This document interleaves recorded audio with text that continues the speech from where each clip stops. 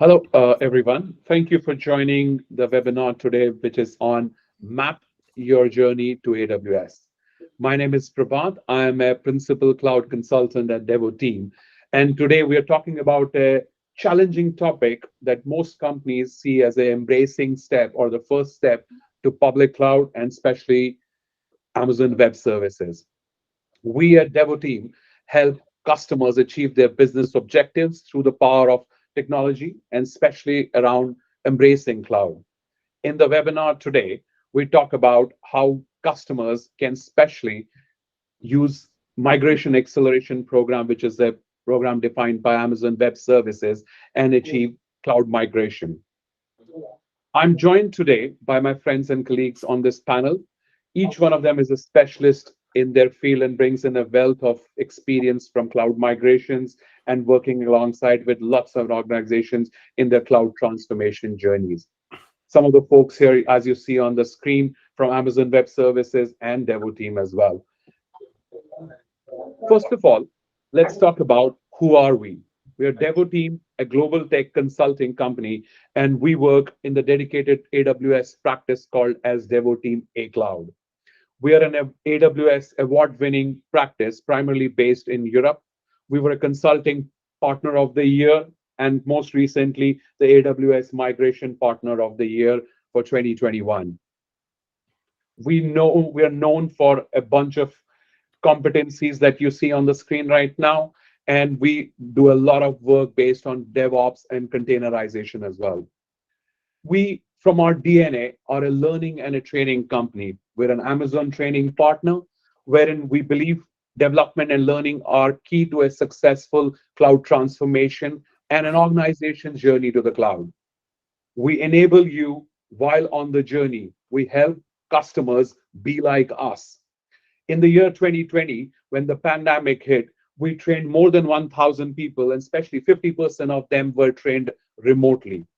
Some of our expertise within the public cloud space, we're partners with VMware, and we are well-known partners for AWS Architected as well. First things come to mind, why are we different? Why is Devoteam different than the other partners that you see in the market? I believe it's because of our people and the culture that we bring to any project or anything that we do. It's in our DNA to be a specialist with the customer, wherein we help them and enable them on the journey. We understand that moving to cloud, digital transformation is a part of the journey, and there are times when customers need to be enabled and handled on the part. We focus on upskilling people and working alongside with them and not to just with them. People are a key aspect to a technology and a culture change, and we begin from there. Our work ethos begins working with the customer. We work in a collaborative approach internally and externally as well, with our partners and customers. In the world of tech and doing things right, automation has been a key. We consider ourselves automation consultants. We take pride in enabling our customers to doing the things right, and we don't want to be with them forever. We'll enable customers while on the journey, and we help them be us. First of all, let's have a look at what are the key drivers for customers' cloud adoption. We've seen this spoken a lot of times. Some customers want to move to different geographies. An e-commerce website from the UK, for example, wants to expand to the USA, which is a larger market. Having that agility, improving their current availability time, SLAs and compliance, and measuring their scalability is important. A lot of times customers do think moving to cloud will help me save costs. We'll come to that a little later on. It's not always about costs, but it can help you with lowering down your costs as well. In the world of retaining talent, it's an important aspect for any organization to have work in the sense wherein their engineer they can retain exceptional talent and engineers. A lot of customers look at from an innovation perspective. Sustainability is a big deal in the market right now. A lot of organizations want to be known as a green organization, helping the environment. I once met a customer and they wanted to move to AWS because they felt that it was a more environment friendly approach, which is absolutely right. In all of this, a lot of customers get into the cloud journey because they think that they are missing out on something. It's often called as FOMO, where people have a fear of missing out on something else that they are doing. However, it's really important for an organization to find out why cloud is really important. They want to know what are the kind of business objectives that we are trying to solve. A lot of times we've seen there are some challenges with this. If a customer doesn't have a cloud strategy, which is basically don't understand why am I moving to the cloud. If you don't understand the value proposition behind it, it gets very tricky at that time. With our experience, this is where we have commonly seen issues in a migration project. At this time, I'm going to bring in Andy, who is our CTO and an ex-Amazon Web Services as well, who's worked with several customers identifying their business needs and move to cloud. Andy, in the sense that you see challenges, what are your views on using AWS as a different data center in the sky? Thanks, Prabhat. I've seen many customers of different shapes and sizes in different industries that move to the cloud, and they get to a point in their journey where they realize that cloud is no silver bullet. They start to question why they moved to the cloud because they're not seeing the benefits that they thought of at the beginning. They thought that moving to the cloud would lead to huge cost reduction. They thought by moving to the cloud would lead to a faster pace of innovation in their organization. I worked with a large financial services company at the beginning of this year where the senior leadership team were not seeing the value of moving all in with AWS because they hadn't modernized as part of their journey. And this is a critical success factor to moving to the cloud. And we'll talk more about AWS and modernization shortly. There are customers who move to the cloud, and what they end up doing is just moving data centers. This is typically because it's a technology-led activity. Technology convinces the business that they should move to the cloud. What they actually do is a traditional data center migration. They lift and shift their workloads to AWS. They don't go through the right business case and strategy. Some customers end up moving, as you say, because they are scared of moving out, so they missing out. So they move to the cloud just because everyone else is, and they miss the strategy point. They miss the reason for moving to the cloud. So our message here is make sure you've got a clear strategy and don't just move to the cloud without a clear set of reasons for why you want to do so. Perfect. Thanks, Andy. I think you mentioned the business case, and we'll touch a bit later on with Subharti as well. Business case, identifying why you want to move to cloud is really important. One of the things that we at Devoteam did earlier this year was to run a survey with IDC. And that's when we realized a lot of organizations, approximately 15% of the companies are the only companies taking full advantage of the cloud. Remaining 85% still feel that they're using AWS as a data center in the sky. We ran a survey, and at the end of this session, when it's on demand, we'll be able to share this report also with you. And we identify that the challenges are these for moving to the cloud. Now, what does a typical cloud journey look like? Now, look at it from the left side to the extreme right-hand side. Customers, a lot of times, do not have an accurate version of their CMDB inventory. I have visited several customers, and everybody on the call has seen it several times, that the number of servers is appropriately wrong most of the times what you look. Finding what exists today is really important, and what would be needed in the longer run of the picture is really important at the same time. On the left-hand side, as you see, we're trying to create a case for change. Sometimes customers in today, as of now, a lot of organizations would be thinking, why should I own a data center when the energy prices are going so high? Why should I be using any of these services when the rate fluctuation is so high? In these kind of cases, we help customers identify a business case, identify what are they actually needing for. Training and enabling them with the technology is really important.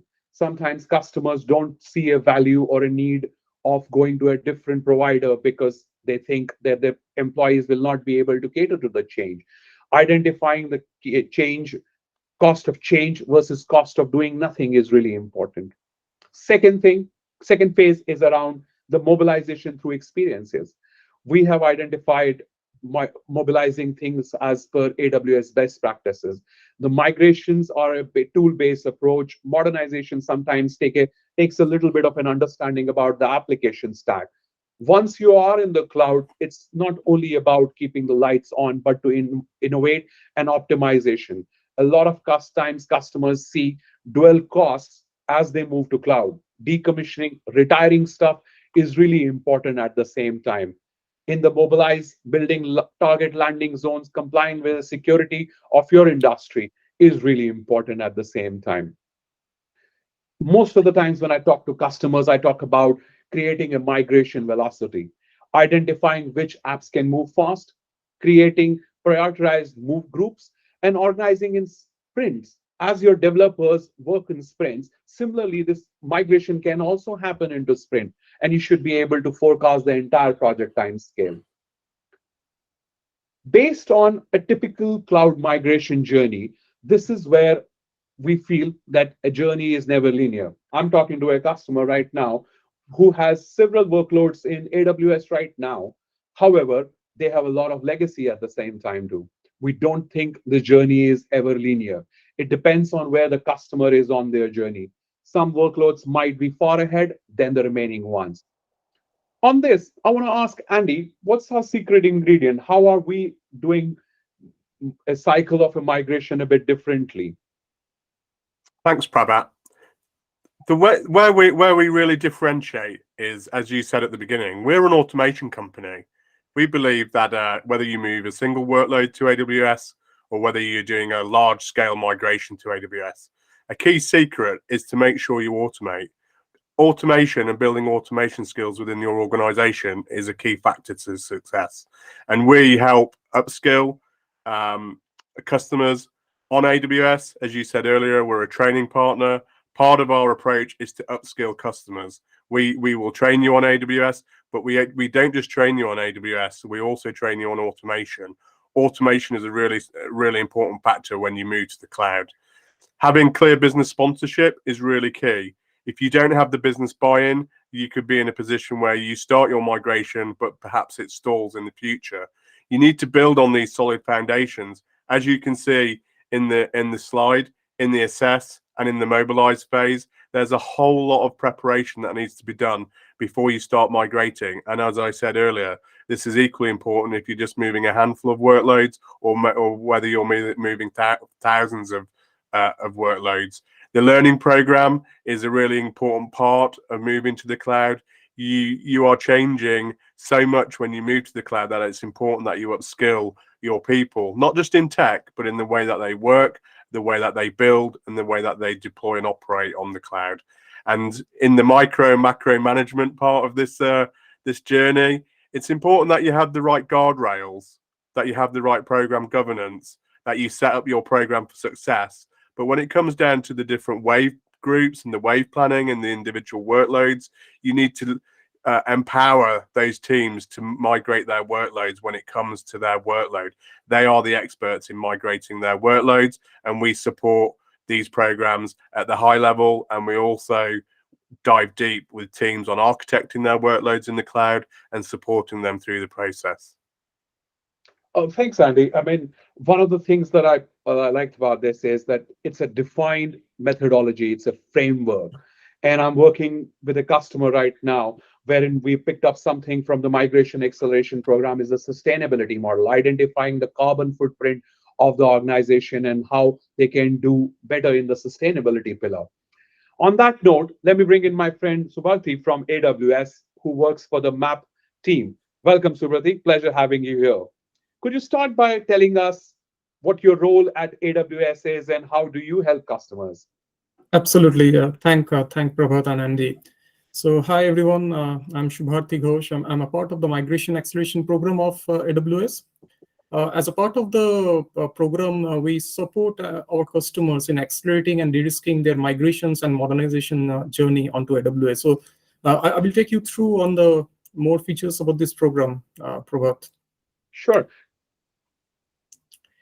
Yes. So now why you will like to understand that why we have created this program. Now, migration projects sometimes, as Andy and Prabhat were saying, that it can be sometimes quite challenging because it requires not only a technology change, it starts from the business requirement. So it is very critical to understand the business requirement, have the sponsorship. Then it is important to bring the people into the game. So it is more like a change management also within the organizations apart from technology drive. And at the same time, we need to have a structured process. We need to have the right set of tools. We need to have the right set of people, and also the budget and the finances for doing a migration. So there are multiple factors which are involved in a migration program. And for a movement from non-AWS platform onto AWS, which can be either a migrations or a refactoring or modernizations on the way. So there are multiple factors.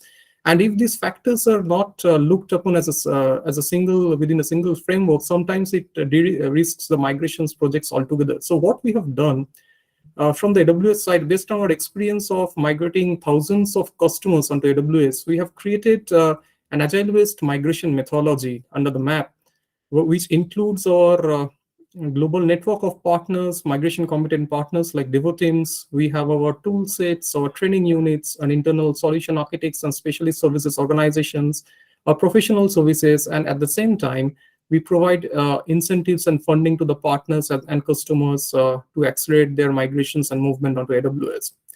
So this is what the migration program brings to the customer, but it always starts with having a business case for the change. As Prabhat was mentioning, when we are looking into the assess phase, it is very important to understand that why I should be migrating to cloud, why I should be migrating to AWS, what can be my cost, how I can get a buy-in from my senior leadership within the organization. So at the very moment, it is very important to understand your landscape. It is very important to discover your technology. It is important to understand the skill sets of your people, where you stand as of today, whether you have the right processes, planning in place, compliance, etc.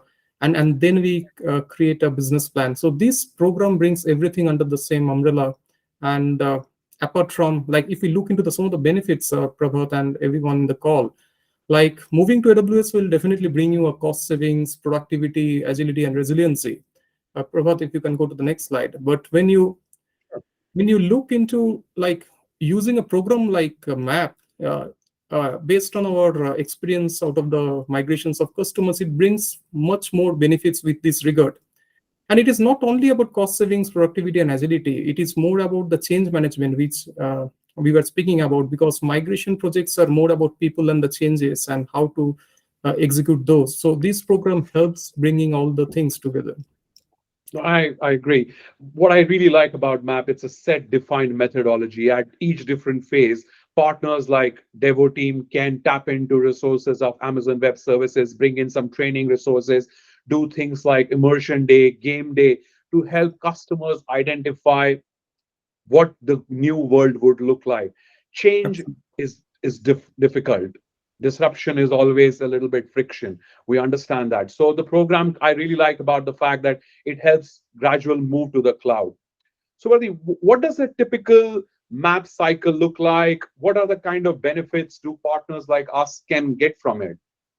Definitely. As I've already spoken, you can see in the presentation also that these are the different pillars of the MAP program, which the program considers everything under a single umbrella. But for partners like Devoteam, like it is very critical, like to have a migration competency partner in the journey What right we from do the have. very onset. Because one of the key challenges of migration is like having the right skill set of people and who knows how to migrate, who knows how to maintain your stuff in AWS. And it is not just a single time partnership. It is a long-term partnership. Like Devoteam can come with you, help you in the migrations. They can help in optimizing and modernizing. So it's a collaborations between AWS partner and the customer together. Now, if for example Devoteam gets involved and which they are very expertise into, like in the MAP program, right from the assets phase, apart from the usage of the different methodology which the program defines, uh, like Devoteam can use the AWS freely available tools. Like there are certain tools for doing the discovery and assessment which are available free of cost. They can leverage our internal services, like they can work together our solution architects teams, our specialized services team, like for example our Windows team, database team, etc. In like defining, doing the technical and cost validations for the customer. They can do a tissue analysis together with our internal professional services if required for the partner. At the same time, they can also avail fundings available for professional services for the assess and the mobilize phase. So basically, during the assess, many customers will require a business case to be developed, which will involve not just a simple TCO calculation, but it will also develop certain non-financial calculations, like how my productivity and agility and resiliency will increase, like what value it brings to my business. So it requires quite an amount of deep dive and professional services. What the MAP program brings for partners like Devoteam, we can fund the professional services to a certain limit as a part of the assess phase, and which makes, in most of the cases, the assess and the business case development totally free of cost to the customer. So this is a big bonus for the customer at the very beginning, because it gives some of the key customer stakeholders a good, I will say, study and research paper backed by data and research to get their senior leadership sponsorship, which Andy was speaking about, which is very critical for like starting any migration journey. Perfect. Thank you, Subhati. I feel the funding programs that you have for the SS phase that helps customers, smoothen the journey into the cloud, and helps partners like us to do that piece of work for the customer, where they need to have a stakeholder buy-in at the start, but to kind of get a detailed business case, identifying those things is really important. Thank you for that. Last question that I have, Subhati, for you. Does the program also help customers who are on a modernization path and not just trying to do a regular lift and shift, customers who want to do a refactor instead of a rehost? Because I understand refactor costs can be sometimes a little higher. How does MAP help in those cases? Absolutely, Prabhat. I regularly get this question from our customers. So this program might be named as a migration acceleration program, but it is basically a program that allows all sorts of migration paths onto AWS, whether it is my lift and shift, whether it is refactored, rehosting, modernizing. So the customers are free to choose their own business like migration path onto AWS, and this program covers everything. Now, this journey onto the AWS as a part of this migration acceleration program can be a single step or a multiple steps also. Some customers who has a business case and an urgency to exit the data center within a specific timeline, they start with a lift and shift and then optimizing and modernizing. Some customers are very driven top down and they want to refactor and modernize in the way of migrating, going to serverless applications, containerizations, managed services on AWS, which we definitely welcome. And this program covers those all together. The very beauty of this program is that whatever services the customers consume on AWS as a part of the program, the customer gets a definite platform credits back as a part of the MAP program, which helps in reducing their double bubble cost also. So you can imagine the cost they are saving through the credits which they receive as a program. They can invest in innovations for their business, which is a beauty of the program. Oh, I absolutely like it. It's a win-win situation for the customer and the partner in that case as well. I'm glad that you spoke a bit about modernization, because that kind of speaks into my next slide, because I'm a big fan of telling customers, don't just migrate, look at modernization. And I'm going to ask Andy again to jump in. What do you think of a modernization path? What are the kind of challenges that you have seen with customers who have just done a lift and shift and not thought about a modernization program? What do you think of that? Thanks, Prabhat, and thanks, Subhati, as well. Before we get into the slide, I just want to say to our viewers, if we go back to maybe 2014 or 15, I remember that the AWS recommendation was to lift and shift to AWS, so get your workloads to AWS, and then leverage the services on the cloud, and then to optimize. That approach has been replaced by what is commonly referred to as the 6 R's or the 7 R's, depending on how you look at it.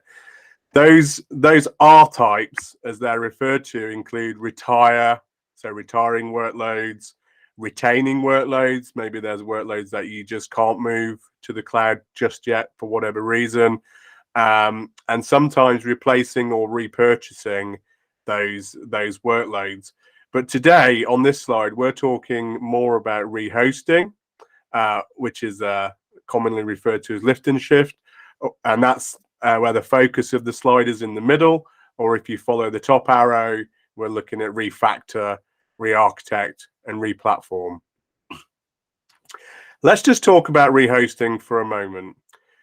In my opinion, rehosting is a strategy for some customers. That lift and shift strategy is required for some customers. Typically, customers where time is not on their side. Okay, customers that need to move to the cloud quickly. They need to pick up their workloads and drop them onto the cloud, onto the AWS cloud. And sometimes it's a good, there's good reasons for doing that. Let's take two examples. Okay, earlier this year, we saw the war in Ukraine, and we saw customers in Ukraine, like Private Bank, who needed to move their workloads from data centers in Ukraine to AWS, i.e., to data centers outside Ukraine. They embarked on a rapid lift and shift migration, where I believe they migrated all their workloads in like 1.5 months. Really rapid exercise. There's a good use case there for lift and shift. Or if we look at there was a very well-known data center provider in the UK earlier this year that went into administration, which caused a lot of alarm for customers. So they needed to quickly move from these on-premise data centers to cloud.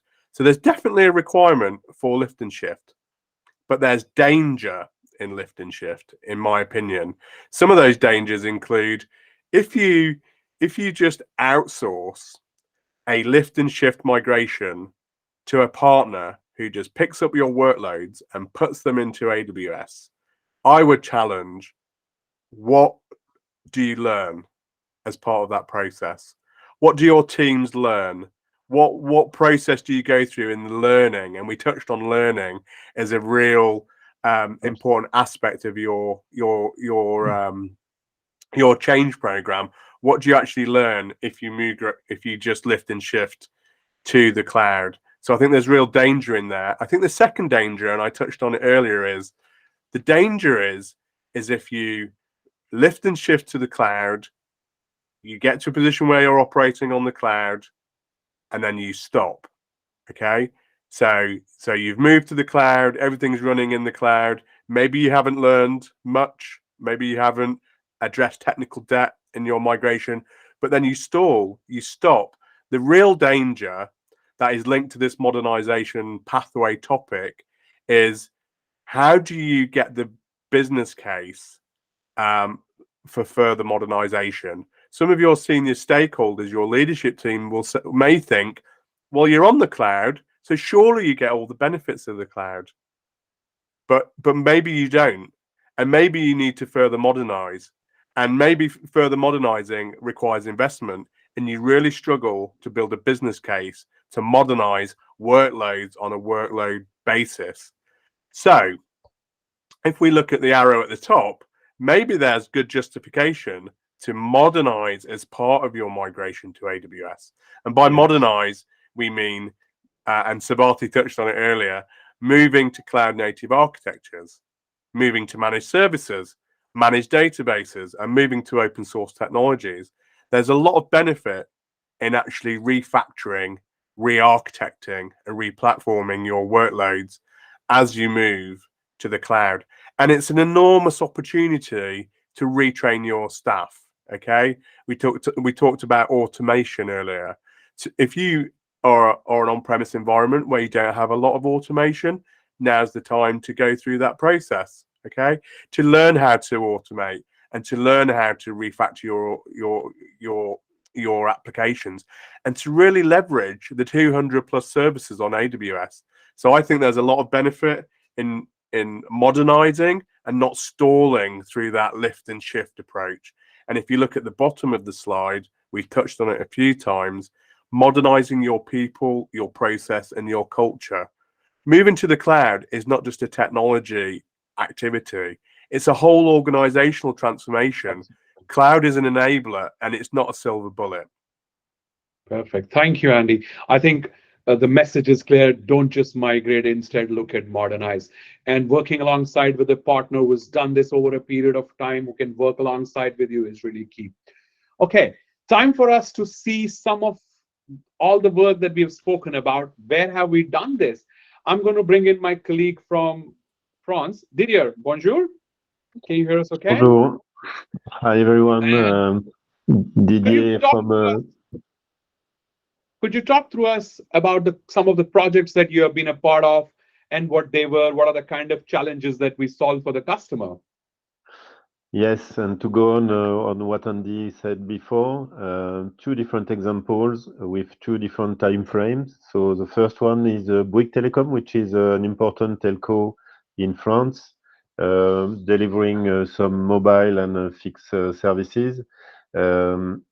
And their approach was to migrate within 3 years 50% of their application portfolio. First, they have tested AWS through a critical application that they migrate. This was their sales portal. So they first migrate their sales portal. It was in 2018. And they take benefits in terms of scalability, in terms of reliability by using free availability zones. So they got immediate benefits by migrating their sales portal, and then they decided to launch a Go to Cloud program within 3 years, so they have time to transform and to refactor some of their applications to get an important value by this migration. And so they start by migrating their first application in 2019, and then they complete their migration in 2020. I think one of the things that I really liked about is that we were able to modernize 70 of their application, and a lot of RDS databases were changed as well. So that's quite similar to what Andy said earlier: migrate, modernize while you migrate as well. Exactly, and so they can get an immediate benefits by migrating, and also, as Andy said, upgrading their skills for their team, for example, on infrastructure as code. So this was part also of the program. Amazing. This is one of my favorite case studies. Unfortunately, we can't name the customer as yet. This was a mass migration wherein we used the migration acceleration program. Did you talk us through what were the kind of challenges that you saw in this? Yes. So first, on the context, it was an e-commerce vendor selling mobility as a service. So it's one of the first e-commerce sites in Europe with 4.3 billion euros in terms of revenue in 2021. So it's an important e-commerce site. And it was the opposite compared to Bouygues Telecom. So they have a strong time frame that they want to respect because they have a contract with their hosting partner that they want to break at the end of 2021. And they have 2 data centers to where they want to exit. So we started the assess phase in 2020. It was in March. We make the mobilize phase during the second half of 2020, and we migrate and modernize during 2021, and we respect the planning. And it was for 300 applications and for more than 7,000 VMs. So it was quite a large number of applications that was migrating. So we do rebuild the application. So we use their tool to rebuild the application on AWS. mainly using infrastructure services, but some managed service like RDS or like S3 or other services. And we do some refactoring, but for a limited number of applications, and especially on data applications, for example, on Hadoop clusters and applications like that. Perfect. Thank you, Didier. I can't wait for the case study to go public, because I would really like our US customers and people to know the kind of scale of this company that we are talking about. Thank you, Didier. Really appreciate this. We're almost at the end of it, and I feel there are three things that we need to keep in mind. Get the stakeholder buy-in. You really need your stakeholders to be sponsoring the project. It's really important.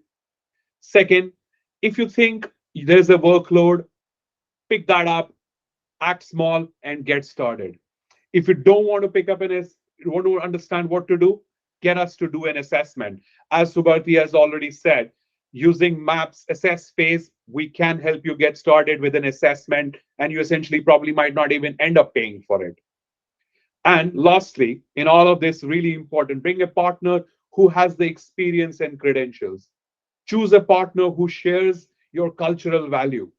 He understands and works alongside with you. We want to work with a customer where we help modernize their people, processes, and their culture. That's about it. Any questions from the audience for anybody specifically, or a general question? Feel free to ask. This is the time. Let me take a look at the chat here.